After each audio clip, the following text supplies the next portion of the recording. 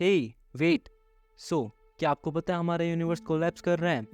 Not exactly, but scientist को यही लगता था before this discovery of dark energy. So dark energy, नहीं, इसका भूतों से कोई लेना देना नहीं है, पर हाँ, इस यूनिवर्स से लेना देना ज़रूर है। तो क्या है डार्क एनर्जी, ये बताना थोड़ा सा ट्रिकी हो सकता है, बिकॉज हम इसको देख नहीं सकते, ना हम इसे स्मेल कर सकते हैं, ना हम इसे टच कर सकते हैं, एंड ऑब्वियसली हम इसे टेस्ट भी नहीं कर सकते। तो हमें कैसे पता कि डार्क एनर्जी एग्जिस्ट भी करते हैं या नहीं? रुको, बताता हूँ। तो डार्क एनर्जी एक्सप्लेन करती है एक्सेलरेटेड एक्सपेंशन ऑफ यूनिवर्स। हाँ, एक्चुअली यूनिवर्स एक्सपेंड कर रहा है, कोलैप्स नहीं कर रहा। तो एक्सपेंशन ऑफ यूनिवर्स, या फिर मैं कहूँ एक्सेलरेटेड एक्सपेंशन ऑफ यूनिवर्स। पर एक मिनट, मुझे कैसे पता कि यूनिवर्स एक्सपेंड ही कर रहे हैं? तो इसको एक्सप्लेन करते हैं supernova. Means high luminous lights from stars, and when we observe that we noticed कि जो लाइट है वो रेड स्पेक्ट्रम की तरफ शिफ्ट हो रही है। एक मिनट, मतलब स्टार हमसे दूर जा रहे हैं?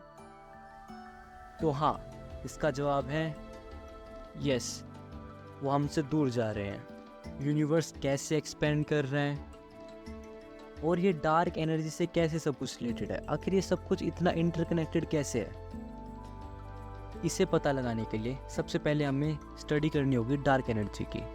तो हम डार्क एनर्जी को देख नहीं सकते, as I told you before, because dark energy is much more hypothetical concept than a practical concept. एक लौती फोर्स जो डार्क एनर्जी के साथ इंटरेक्ट करती है वो है ग्रेविटेशनल फोर्स। पर ये डार्क एनर्जी यूनिवर्स पर इतना बड़ा इफेक्ट कैसे डाल सकती है?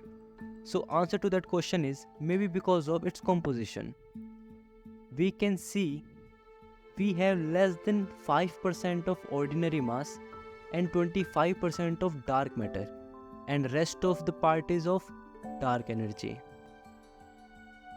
और ये ही नहीं, डार्क एनर्जी 68% यूनिवर्सल डेंसिटी बनाती है। सो टेक्निकली हम डार्क एनर्जी को क्या बोले? We can say that dark energy is a part of universe that do not depends on any scale parameters.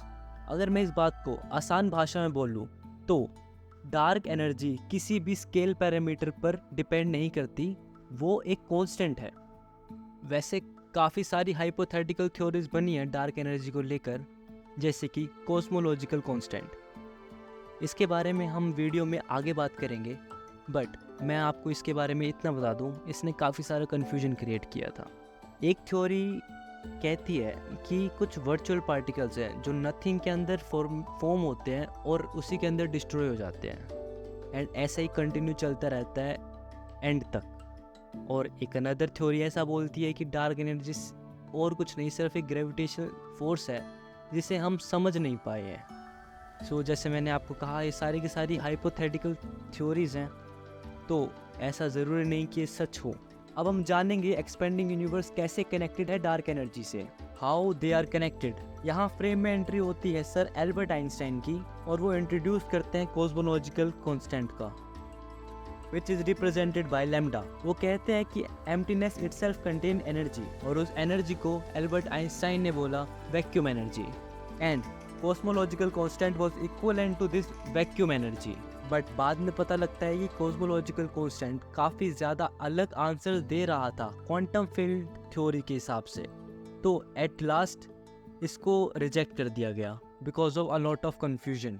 Then Albert Einstein बोलते हैं कि यूनिवर्स, फिर एल्बर्ट आइंस्टाइन बोलते हैं कि यूनिवर्स स्टैटिक है और डार्क एनर्जी और कुछ नहीं, नेगेटिव ग्रेविटेशन एनर्जी है जो बैलेंस आउट करती है नॉर्मल ग्रेविटी को, जैसे कि एट लास्ट यूनिवर्स स्टैटिक का स्टैटिक ही रहे। एंड लास्ट में एल्बर्ट आइंस्टाइन भी फेल हो गए थे ये प्रेडिक्ट करने में कि हमारा यूनिवर्स डायनेमिक है। But at last Einstein failed to predict the idea of dynamic universe, and आज हमारे पास कोई भी ऐसा प्रॉपर एक्सप्लेनेशन नहीं है जो प्रॉपर एक्सप्लेन करे डार्क एनर्जी को। यूनिवर्स इज सो वास्ट, शायद जो अभी यूनिवर्स के बारे में हम जानते हैं वो 1% भी नहीं है। And that's all for today's video. Thanks for watching.